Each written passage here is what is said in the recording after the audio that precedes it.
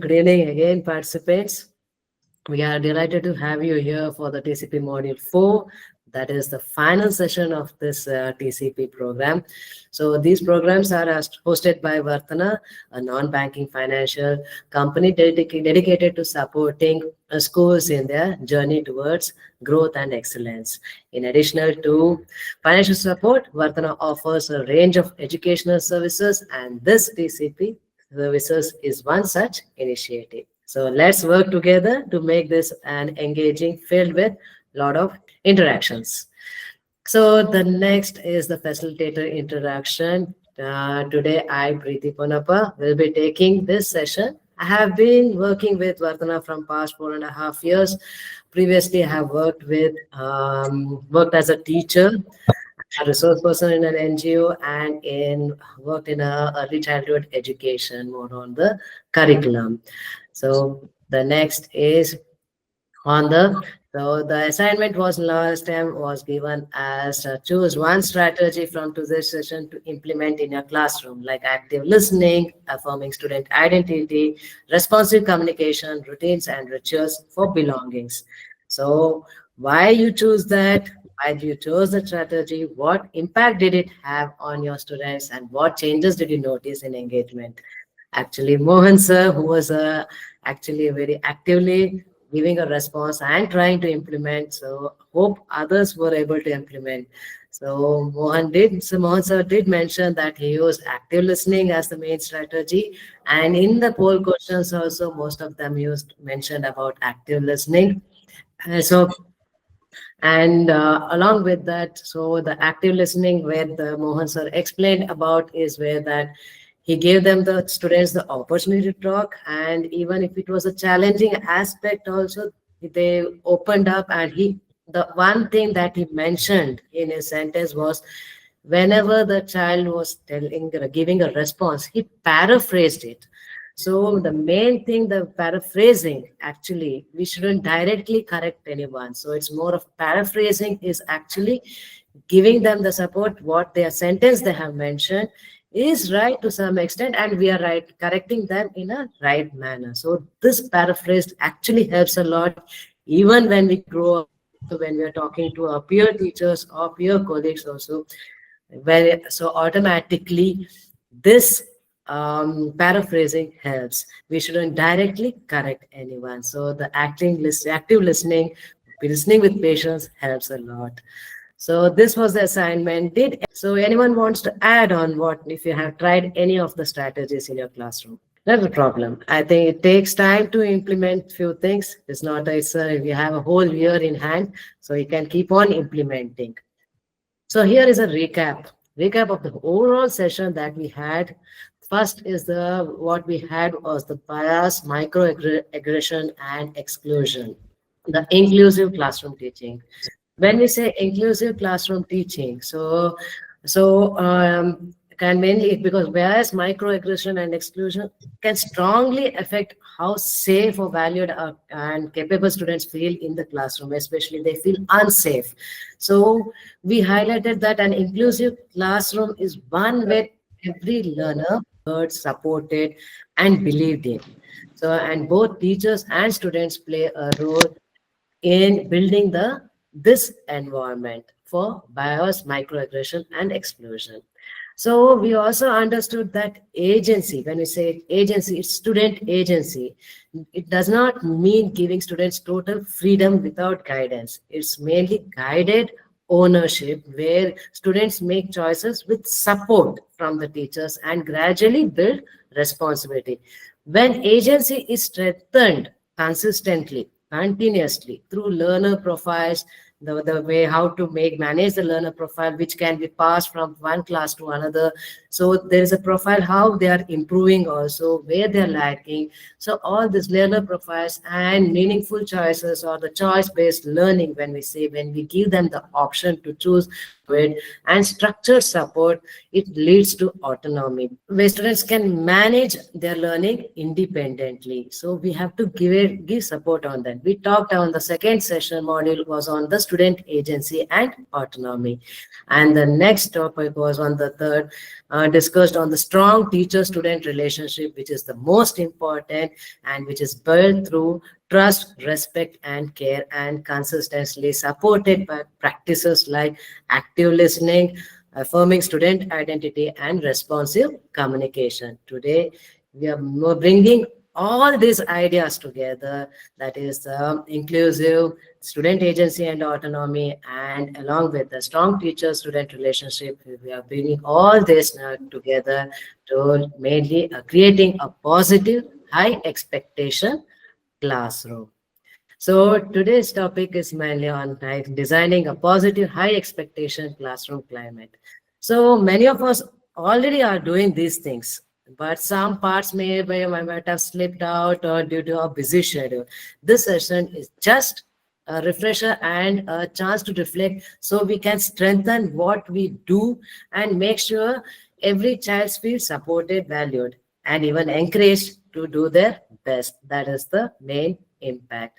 So today's agenda of the session is the introduction and objectives, high expectation, classroom climate and its components and its importance also, then the various strategies to maintain a high expectation classroom, and integration in lesson plan and feedback and closing.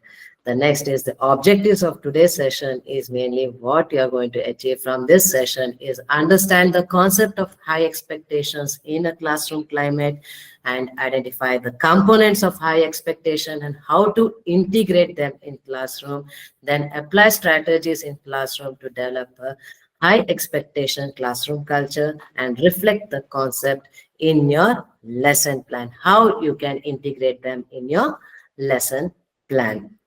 Next is the icebreaker. So here is a question for you. If your classroom climate were a weather forecast, which one would it be and why?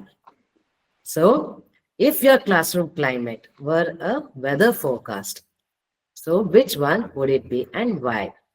Would it be sunny, cloudy, rainy, lightning, or clear skies? Clear skies. So which one would it be? You're a teacher of a class. So which climate would you choose for your class and why? Cloudy and sometimes lightning. Okay. Cloudy and sometimes lightning. Yes, ma'am.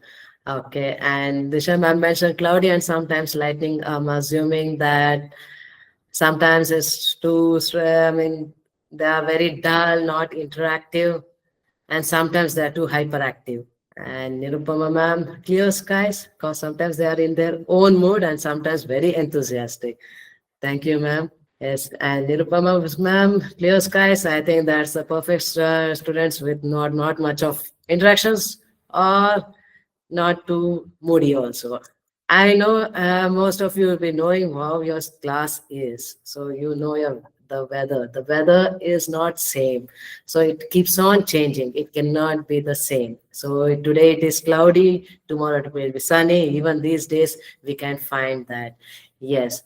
Why? Because this talks about mainly the way we build in our classroom, the way we interact in the classroom, or it not only you being a teacher, but other teachers also enter these classes. The classroom environment keeps on changing. So what we can do? So here is a small case study. So the case study is at Sunrise Public School, two grade two grade 7 classrooms, like probably seventh A section or and a B section, with similar student profiles experience very different learning environments. In section A, Miss Raina starts each lesson with clear goals, encourages every student, and provides constructive feedback. But in contrast, section B, taught by Mr. Sanjay, often communicates that the subject is too difficult Whenever he starts, if the subject is too difficult or difficult to understand or anything, and involves only high achievers and offers limited feedback. So both group of students have the same potential. So even in class grade 7A section, the same potential is there in each and every student. Even in the B section is the same. So here is a question for you. What do you notice happening in section A as a result of this approach? In section A, so Ms. Raina teaches each lesson with clear goals, encourages every student, and provides constructive feedback wherever required. Student affirmation in section A as it tells about feedback. Yes, correct, ma'am. So in section A, you see that Ms. Raina is encouraging and they have a, as Nisha ma'am mentioned, there's an affirmation to reach a clear, they have a clear goal, and she encourages them. So everyone gets an opportunity. All the students, if there are 30 students or 40 students, everyone gets an opportunity. And constructive feedback also helps in, as mentioned, this I mentioned, it's mainly they are giving them where to improve, how to improve, and where, in which way, what can be done also. So this is there. But what do you notice in section B? When expectations are set lower. Here, when this lesson is started, it's mentioned is too difficult or involves only high achievers, only they can speak up, and offers limited feedback. Think about the all the sessions that you had attended.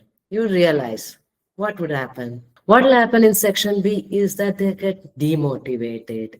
They're not ready to wear. Every student doesn't has the opportunity to participate. So all these aspects come. There's no trust in the students. The teacher doesn't trust the students itself. So all they are not valued also. So these contrasting classroom, that is from section A to section B, shows us that the biggest influence on student motivation and performance is not their ability. It's not about their ability, but the expectation set by the teacher. How you set a classroom, that's how you get it. So both groups of students have the same potential, yet their classroom experiences and confidence levels turn out very differently because one is appreciating and encouraging and giving a constructive feedback, whereas no, the other section it's not been done. With that in mind, let's move on to next understanding the high expectation classroom climate, its importance and components. So when I'm saying about high expectation classroom, what is it? If a student approach, it is a mainly a student-centric approach where a teacher strongly believe that all students are capable of learning, growing, and achieving excellence when given the right support and opportunity. So every student is capable enough of learning, growing with, especially with the right support. Even when we join to us a new organization or new school, initially the way they were working might be different, but with the support of the peer teachers, we improve. The similarly, even in a classroom climate. So what is its importance? So it's for fosters for motivation and confidence. As when you have a high expectation classroom, it encourages motivation and confidence. Next is boost students' achievement automatically. Yes, everyone's even our when someone encourages us, more pushes us or supports us automatically, our confidence is boosted. So then comes the creates a positive learning climate. Yes, because everyone is learning, it creates a positive learning climate and reduces learning gaps because everyone is going on the same path at the same level. There might be some students at the higher path, but again we are reaching to the same goal. So automatically it reduces the learning gaps. So because the main principle is to understand the concept. When you're supporting on that, automatically one or the other day they'll reach the same destination. So this is the importance. Now let us understand the components of high expectation classroom. So you can identify them in your classroom environment itself, like The first one is the relationships. Build trust and respect. First is build trust and respect. That is the main factor. We'll go into depth how it will be done and how it can be implemented in your classroom. Next is rigor, being very affirmative and firm and very but challenging yet achievable goals like your SMART goals. Next is support, scaffolding and guiding for learners, mainly scaffolding and guidance for learners. And the third is the reflection, that is the self-assessment and growth. Self-assessment and growth. So now we are talking about the first pointer, that is relationships, building trust and respect. So when I say building trust and respect, what are the factors? So teachers should create a safe environment where students feel valued. Students feel valued. Everyone is doing that. Show interest in students' ideas, culture, and learning styles. So, show interest in students' ideas, culture, and learning styles. In the previous session, we talked about the learner profile also. So, we have to consider that. Then, encourage open dialogue and active listening. Open dialogues and active listening, which is again a most important factor for building trust and respect. So how you can do it or how you can implement? So morning check-ins or how was your day? Circle time. So why this is required? So automatically when you're doing this, there is a bond between the teacher and the student. So it creates a positive relationship. So then view student names often and acknowledge contributions, because we have a habit, as earlier mentioned in previous session also, that sometimes we do use nicknames or something, but always use them with respect with by calling their names and acknowledge contributions. And whatever they say, as earlier mentioned, use the paraphrasing. So automatically you're rectifying it, but in an indirect way. So then pay students for collaborative activities. So many activities pay the students so that even if the weaker, when they're learning with a strong person, the student who is strong in the concept, automatically they will guide them properly. So pay students for collaborative activities. So as I mentioned, this is all these activities we are already doing it. It's mainly you so that you can build and you can gain other ideas so you can which you can implement in a classroom. Next is rigor, challenging at achievable goals. That is the SMART goals. When we say keep on saying the achievable goals. So set high but realistic expectation for all students. Mainly high except now high goals, but achievable goals and realistic goals. Is it possible for them or not? Then design tasks that stretch thinking without causing frustration. When you're saying a design task, so that they should be able to work it on it, they should be able to think on it, but they shouldn't come to a state where they say, no, I'm done, I don't want to go in, I don't like this, it's too frustrating. They shouldn't come to that state. So you need to build tasks which is which makes them to think but not cause frustration, and use differentiated challenges to meet varied skill levels. So you are aware of the differentiated challenges, like where depending on each student there is a different way of learning. So identify that and according to that create some activities and give them the choice based learning itself and according their levels, skill levels. How to implement? How we can be? One is that offer tired assignments. When you say tired assignments, is step by step or scaffolding assignments, meaning basic, intermediate, and advanced, depending on the learner level. Then encourage problem solving or inquiry and creativity. Give them the option of ways to do it. Problem solving, like there are other options around us. Even in your daily life in the classroom also there are many situations where you can give them to do a problem solving. So now I think annual day is coming nearby. You can ask, how are you going? So you are we are doing an activity probably for a high, slightly in a middle class students, probably dresses if they are planning to perform. How much would the cost? So try them to let them what way they can reduce. Let them think about it. What way if they have to dress up and they have to use all the attire, the cost involved. So daily, so automatically how that's there's a lot of cost involved. What can be done? What alternative solutions can be given? So these most natural aspects which is around happening around the school can be given to them, and they come up with their own creativity, or they try to solve the problem, or provide their own ideas also, and especially celebrate effort and progress, and not just final result. Always do not expect a final result. Why? Because I know as a teachers, even for us, we'll be having that burden that we have to complete the lessons. But yes, that is the expectation. But we always sometimes think we have tried various ways into implement, and that has not been appreciated. Similarly, for a student also, give them the opportunity and let them try a progress, see the progress, what they are trying to do, how they are trying to do, what have they learned, but do not expect the final result.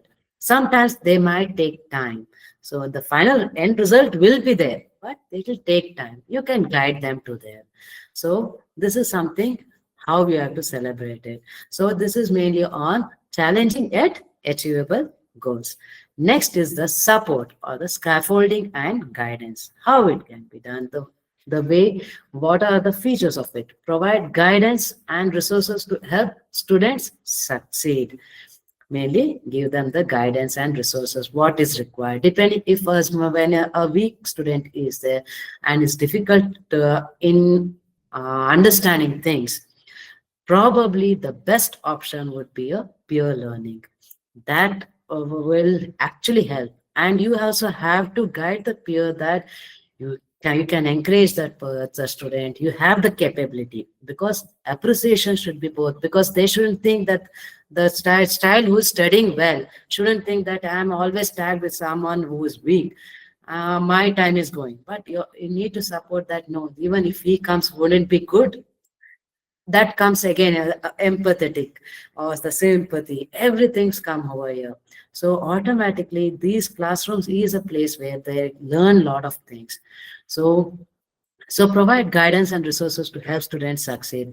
Then scaffold tasks by breaking them into manageable steps. I'll tell you how it can be done also. So scaffold tasks by breaking them into manageable steps, because that is easy, so that step by step they keep on learning. Instead of directly going to the final stage, each step they keep first phase. Have they learned this? For example, for a division, the child should know addition and subtraction too. Correct, right?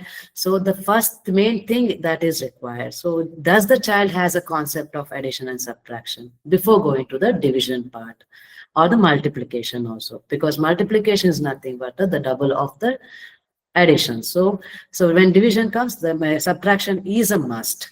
So consider these factors.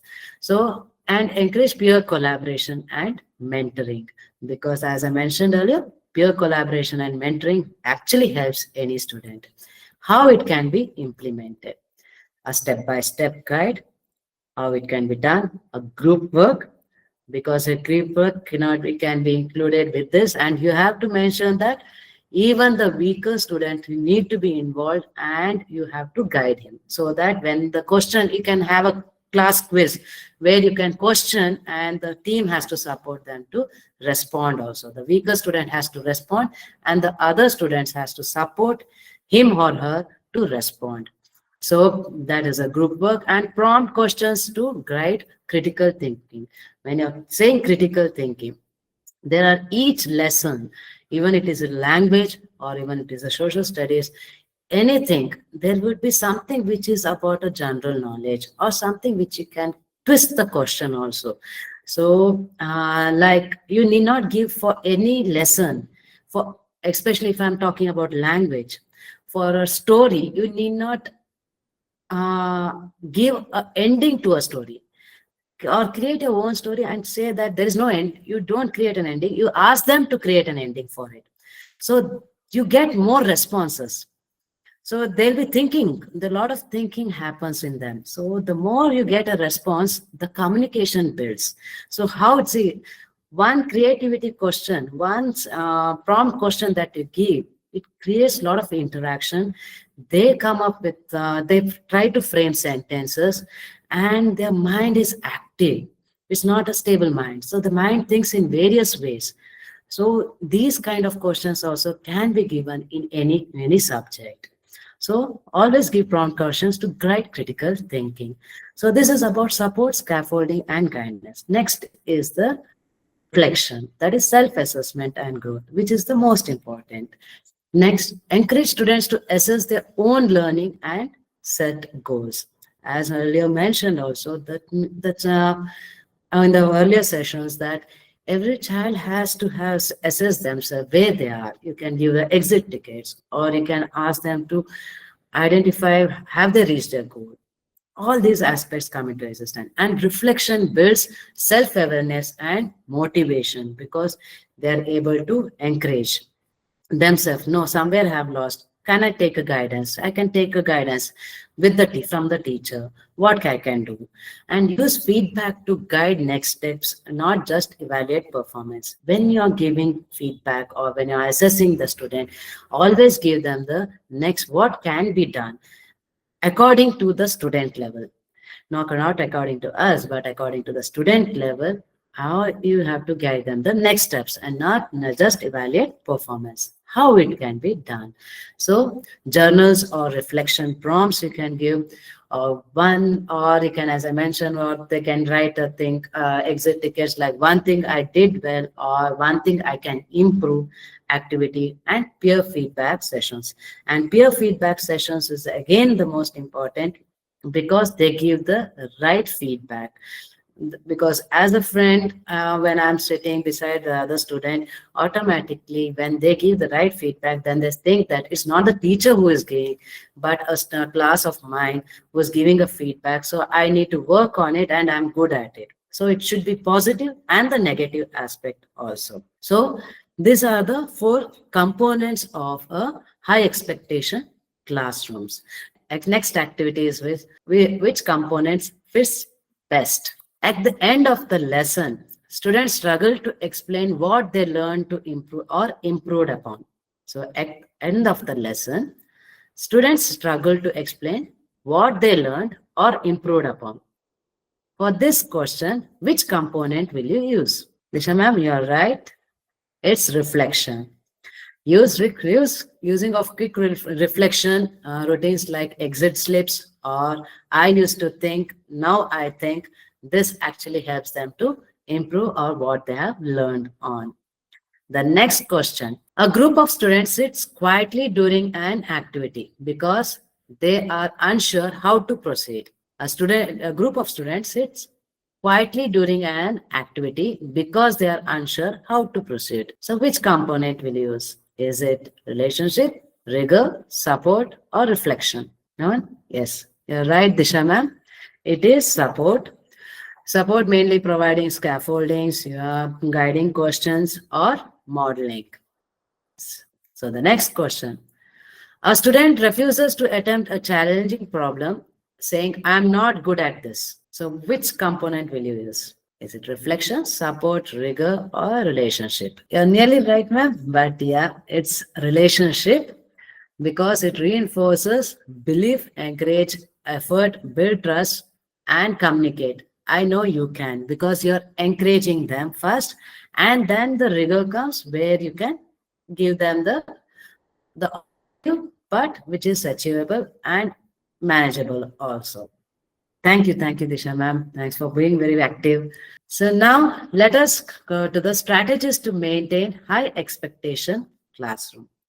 When we say strategies, the main strategies, we have 6 strategies. The first strategy is belief in every student's potential. When we say belief in every student's potential, so really encouraging students to attempt challenging tasks without fear of judgment, without fear of judgment.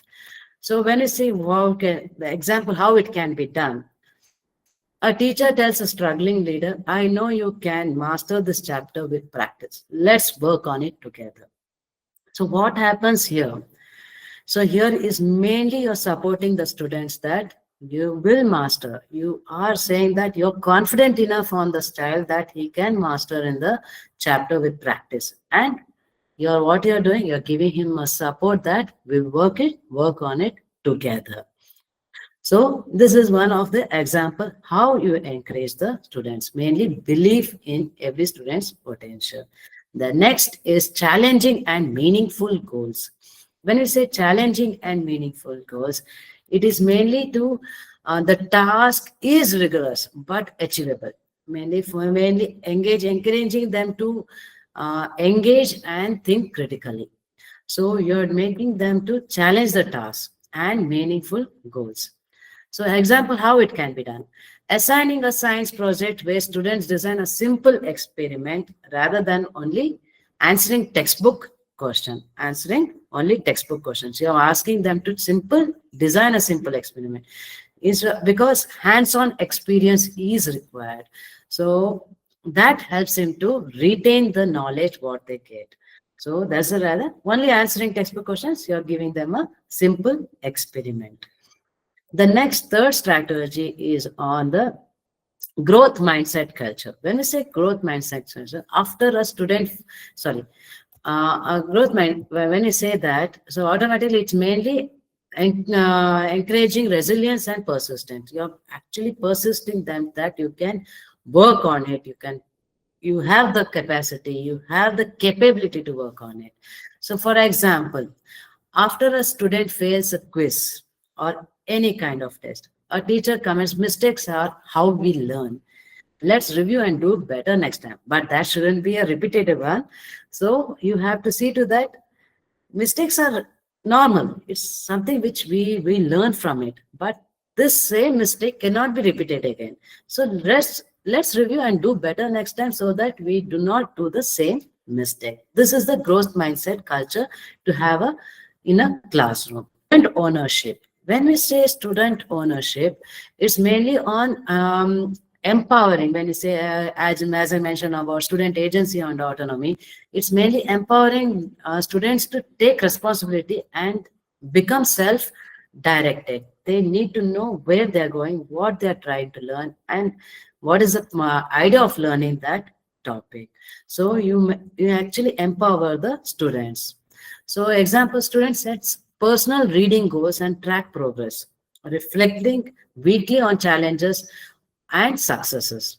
So really mainly when during the exams are nearing by the final exams, you can have a timetable as to what goals do they need to achieve or how much do they need to read, which is the difficult subjects, which is the easy subject, or which topic is difficult. They have to, so, and if the topic is difficult, how much practice is required.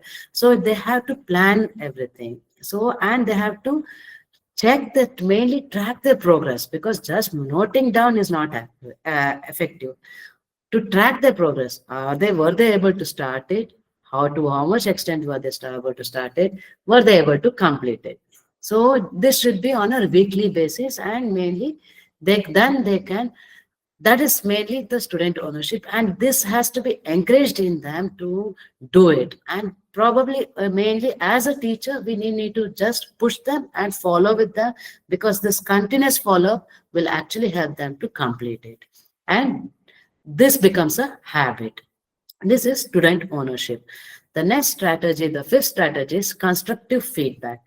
As we keep on saying, constructive feedback is mainly focusing on learning and improvement, and not just grading and how they improve. Because grading is always there, but you will be assessing where they are improving, how much to the extent they are improving. And when you keep on encouraging them, automatically the child is motivated. The next time, the next step he will take. If he is, if the child is failing, and you support them, and automatically you give the right feedback to improve, automatically the next step would be, before, instead of failing, he would just pass. Just pass is something which is a good, from a failure to a passing is a good thing. So the next time, if you keep on encouraging, the next time he'll become much better. He'll come to the other levels. So this is something which we have to do, constructive feedback. So for example, instead of saying this is wrong, the teacher says your calculation is almost correct. Check step 3 and try again. Check step 3 and try again. So let the child practice. You're just pushing him that is almost correct. You're not saying directly on the face it's wrong. It is nearly correct. There's some try to work on the step 3. You're guiding him where it has gone wrong, and to try it again. So the child will feel appreciated, because the more we keep on saying negatively, the child gets demotivated to work on it. So the next point is monitor, reflect, and adapt, which is the most important for everything to work. So when you say this, so it is regular checks and adjust strategies according to the need or the day when required. How it can be done? Example: a student struggles to understand a passage in a English or in a any kind of any subject. The teacher says, let's break this paragraph into smaller parts, like a sentence, and summarize each. I know you can do this. So even for us, sometimes when we are reading some novels or any kind of book, sometimes we are somewhere, we are lost. So then we try to understand how the connectivity. First we try to read the first sentence, understand it, comprehend it, then connect it to the second sentence. So similarly, even for the student, so if there is a paragraph, it is which like they are unable to understand the whole passage, make it a paragraph and connect the paragraph, so that then finally you can summarize it. So the understanding gets better. But always monitor them, reflect, and accordingly, depending on the students, you know your students better, so we have to adapt accordingly. These are the strategies how to maintain, mainly to maintain high expectations in classrooms. So now let us understand the check for understanding activity. So here is an activity. We can there's a whole question. So which teacher behavior best reflects high expectations? Allowing only top performing students to answer. B, providing equal opportunities and support for all learners. C, lowering standards for struggling students. D, focusing only on test scores. Which teacher behavior best reflects high expectation? A, B, C, D. Option B is correct, ma'am. Option B, providing equal opportunities and support for all learners. The next question, which statement reflects a growth mindset approach? Thank you, Nupama ma'am. So here's the next question. Which statement reflects a growth mindset approach? A, you're either good or at math or not. B, only fast learners succeed. C, some students just can't focus. D, mistakes helps us learn and improve. D, yes ma'am. Thank you ma'am. Anyone else? D, yes, thank you ma'am. Thank you, Nirupama ma'am. Okay, you're right. Mistakes help us learn and improve. So, but see to that, the mistakes do not get repeated every time. Yes.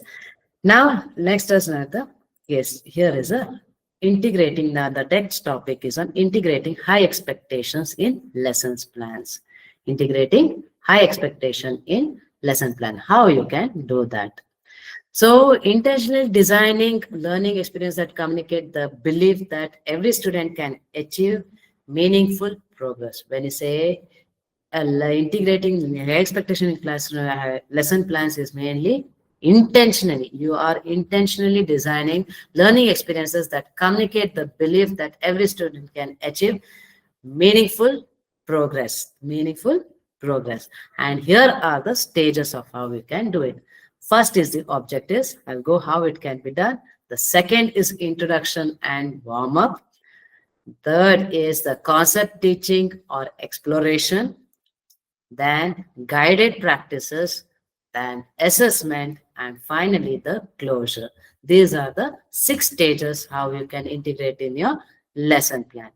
So coming to the next is the lesson planning for high expectation classroom. The stage objectives. Set clear, challenging goals. As mentioned earlier, set clear and challenging goals. A rigor. How it can be done? Use higher level Bloom's verbs. When we say Bloom's verbs, that is analyze, design, justify, and evaluate. Meaning, like analyze is nothing but to think deeper. You have to push students to think deeper. Design is nothing but to reason. They have to design in such a way they have to reason it, and justify is more of to create create it, and finally evaluate is to make decision as to what needs to be done. So this is a Bloom's verb: analyze, design, justify, evaluate, and make it measurable, which is achievable. So it should be achievable. How it be done? Then the introduction. When I say introduction, is build engagement and relationship, because you need to any kind of lesson plan that you do in a classroom. I'll tell you how it can be done in the classroom with the topic itself. So engagement and relationship is mainly so that you're grasping the student towards the topic. So you need to build a engagement, a more of an icebreaker kind of thing. So ask open-ended questions, involve all students, avoid giving answers, never give answers, prompt them to give answers. You always have to prompt them. The more you prompt, the more the ideas come up. Next is concept teaching. When you say concept, now here is the main thing: balance rigor and support. You need to rigor and support. Support is more of scaffolding, the step by step, how they can understand the topic. So use scaffolds like visuals, guided steps, or normalize mistakes. Always normalize mistakes. Next is guided practices. Encourage productive struggle. When you say encourage productive struggle, whenever they have struggling with anything, you need to guide them. What way this time? As I mentioned earlier, if there is a problem, they are stopped here, they have done a mistake over, you can tell them that there is a small mistake in the step 3. Similarly, a productive, give them the encourage them the productive struggle. So give hints, ask reasoning, refine answers. So this needs to be done. Then assessment, check understanding. How they have they actually understood, or just they copied it, or whatever. So automatically now you have to check the understanding. So you use high order questions or observations or reflections. So high order questions, observations, and reflections. Then the closure, reflect and reinforce learning. When we reflect and reinforce learning, use mainly summarize the key ideas, exit tickets, and appreciate effort. Exit tickets helps us to understand if we need to rework on our model or the lesson plan. So I and give them the ideas. So these are the stages in a class, in a topic, for a topic, how it can be given. A sample lesson plan. We'll be sharing you the handout for you. Is a sixth grade, and the subject is on the science, and the topic is photosynthesis. So here is the objective is the high expecting the when you say high expectation is the rigor. So the strategies what it can go do is that the sets clear challenging targets. As mentioned earlier, move beyond memorization or application. So what you will be doing? I'll mention the high expectation approach, how we can explain and apply the process of photosynthesis to real life examples. Always connected to the real life examples surrounding the school, surrounding the student environment, because that's how they connect things. Then introduction. It's mainly relationship plus support. Here what will happen, the teacher asks, why do plants grow towards sunlight? Keep a plant, assuming if you keep a plant inside the room, if there is no sunlight, automatically the plant bends down, or you can see even the plant stretching out towards the sunlight, or the direction changes towards the sunlight. So you can ask this, these are the observation. So you can validate any kind of questions depending on the age level, and you can give answer. Then concept exploration. Here student compares plants kept in sunlight versus darkness. Let's review and do better next time. So they observe things and the concept, whatever you're teaching, then when you connect to the topic, automatically they have an exploration of the actual concept, then the connectivity to the lesson. Then guided practices. You're on the right track. What happens next if sunlight is missing?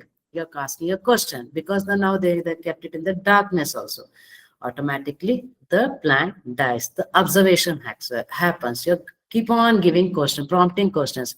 If there is no sunlight, they might come up with a question why there are different colors, how the color happenings. Because I see there is a fluorescent color, I see there is a purple color. There are a lot of colors. How does the plant get a color also? Depending on the age wise, the curiosity is more. So when the curiosity is more, automatically they learn more. It might be from one student who is asking this question, but others are also learning, because that's an interesting thing. Then the assessment, mainly observing, questioning, and short written reflection.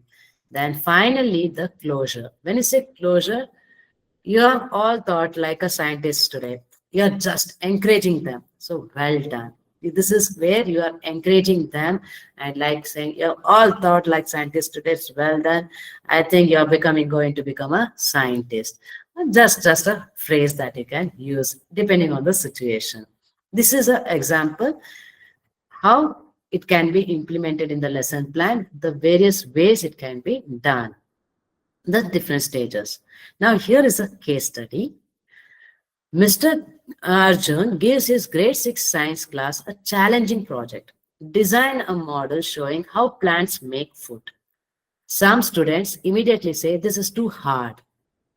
So, this is too hard. Again, what do you think might be the steps taken by the teacher according to a high expectation classroom climate? So, what steps would you take? What do you think might be the steps taken by the teacher according to a high expectation classroom climate? Yes, and okay, it's a more of a simplify the project or give encouragement or provide scaffolds like step-by-step guidance and remind students of their capability or ability to succeed.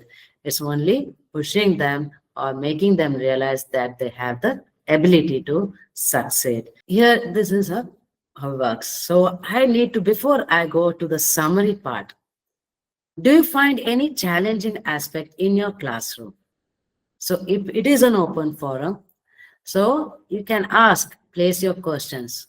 There might be various situations in your classroom because you're handling 30 to 40 students.